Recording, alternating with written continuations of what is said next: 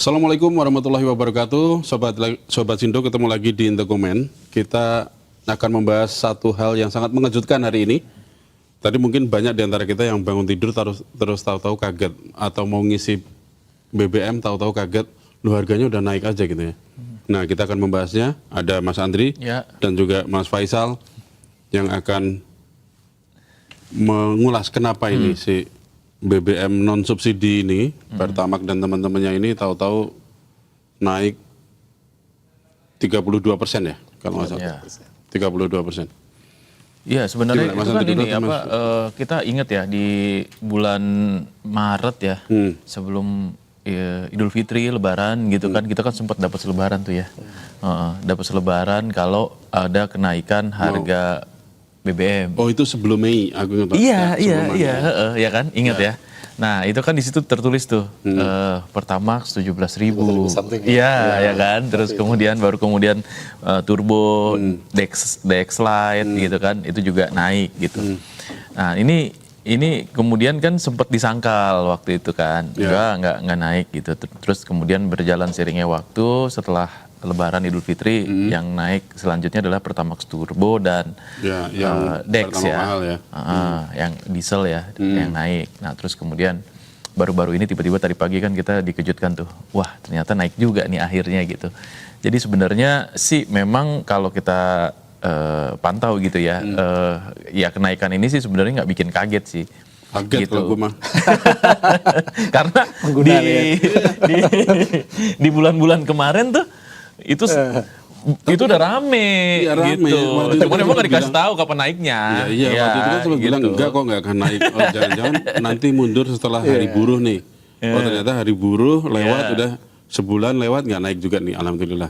Pertengahan sekarang. Nah, Mas Faisal, sebenarnya kenapa ini kenaikan harga ini, Mas? Iya, kalau kita lihat balik lagi ke omongan pemerintah nih, Pak Bahlil tuh, dulu kan sempat bilang, pokoknya BBM subsidi akan tetap harganya. Kalau subsidi memang tetap, bahkan si Pertamax sempat tetap lama juga kan. Lama. Walaupun kita cukup khawatir waktu itu ketika harga minyak udah mulai naik mendekati 100 dan akhirnya lebih dari 100. Dan kemudian tiba-tiba tadi malam tanggal 10 ya. Sebenarnya biasanya kan kalau penyesuaian itu tanggal 1 ya. Ini kan tiba-tiba tanggal 10. Dan sebelumnya juga untuk beberapa produk tanggal 10 juga kalau salah ya. Dia artinya di tengah-tengah lah. Itu kemudian ada kenaikan. Jadi kalau saya sih ngelihatnya mungkin ya sinyal yang terkirim dari kenaikan ya katakan tiba-tiba ini mungkin ada dua ya. Apa tuh? Satu, kalau yang positifnya adalah kemungkinan bahwasanya sekarang pemerintah melalui Pertamina sudah mulai lebih realistis bahwasanya harga minyak di sana, di luar sana sudah sangat tinggi, dolar kita pun juga dolar pun tinggi, artinya bebannya akan semakin berat. Jadi kalau itu tidak dilakukan sesuatu dalam hal artinya harus mau nggak mau kan harus menaikkan harga dengan menyisakan harga BBM subsidi yang masih tetap, itu akan lebih berkelanjutan untuk anggaran tentunya. Artinya kita berharap dengan kenaikan harga, kita kalau tahu kalau harga minyak itu naik $1 aja, itu efeknya ke subsidi energi itu bisa antara 7 sampai 13 triliun per tahun. Penambahan $1. Ini sudah dari harga 70 dalam asumsi ya. Asumsi kita 70 sekarang udah 100-an, artinya udah $30 lebih. Benar-benar. Minyak dunia berapa sih sekarang hari ini? Sekitar 106 kalau nggak salah. Tadi terakhir saya baca sih. Artinya masih 100-an. Oke. Di atas 100 ya. Iya. Dan kita double kan dengan kurs rupiah aja yang juga sedang sedang tertekan gitu.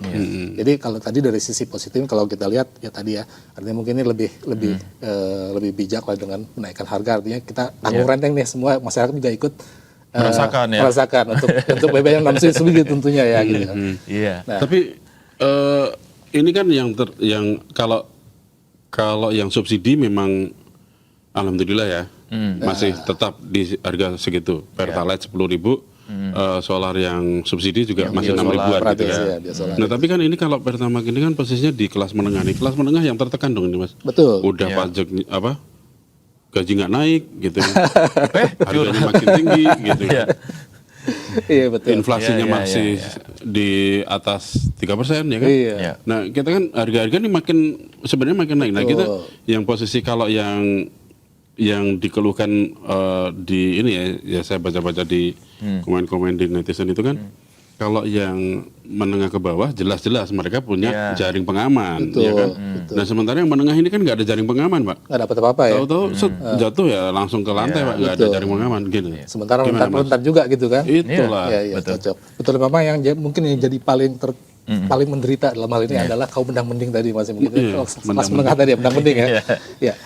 Nah, di situ juga kemudian sedih, sedih. Pak. Kita nggak dapat katakan tadi jaring pengaman di bawah, nggak dapat tapi subsidi. juga nggak subsidi. Tapi kemudian kita menanggung efek dari kenaikan harga dan segala macam. Dan terakhir sekarang harga BBM. Nah, memang kalau kita lihat dari situ, nah ini akan menimbulkan sebuah potensi lagi terjadinya migrasi lagi nih. Kalau kita lihat nih katanya konsumsi Pertamax itu round 92 itu beberapa tahun terakhir itu meningkat. Iya, Artinya kaum menengah dengan kendaraannya mereka udah mulai sadar. Ini BBM lebih baik kualitasnya, lebih efisien dan segala macam. Akhirnya mereka memilih itu dengan kesanggupan dengan daya beli yang masih terjaga tentunya. Betul. Nah, kemudian sekarang dengan kenaikan tadi 32% ya dari harga sebelumnya. Dari Besar itu, Iya, Mas. besar, betul. Jadi 16.000. Kalau kita bandingin lagi dengan si Pertalite yang cuma 10.000, 62%. Secara matematis nggak menggiurkan tuh. Iya, Ya kan? benar. Gue Jadi daripada dikhawatirkan akan banyak beralih lagi. Beralih lagi. Dari yang kemarin udah main Pertamax, betul. sekarang balik lagi ke Balik lagi ke Pertalite. Pertalite. Iya. Iya.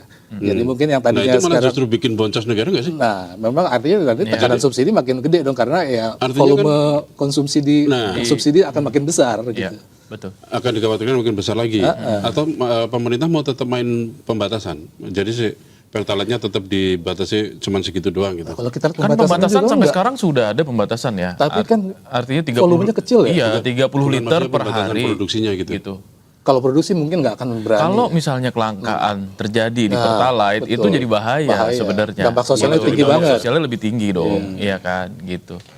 Tapi benar kata Mas Faisal gitu. Ini kelas menengah yang mendang-mending ini akhirnya kan jadi mendang-mending beneran gitu. Mendung, Pak. Mikir dong. Mending mendung. Jadinya. Jadi mikir lagi kan gitu. Mikir lagi untuk menggunakan kayaknya lebih irit kalau menggunakan Pertalite deh gitu. Nah, ya memang akhirnya beban negara untuk mensubsidi Pertalite juga semakin besar karena konsumsi Pertalite juga pasti akan naik. Begah lagi. Gitu. Ya kan meskipun dibilang efisiensinya lebih bagus lah, kualitasnya lebih bagus, harga lebih murah, pokoknya Pertalite Nah, gitu. yang penting mobilnya jalan juga kan, Ya. keliling-keliling juga kok gitu loh. Mobil jalan. Dan potensi ada oknum-oknum nakal pun juga semakin besar kan. Betul. Artinya ngakalin barcode dan segala macamnya gitu. Nah ini juga kan harus diantisipasi ya.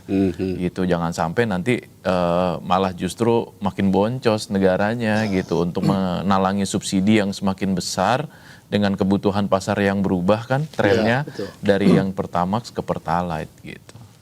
Kalau dari sisi politik aman nggak sih ini menaikkan Pertamax di posisi saat ini nih?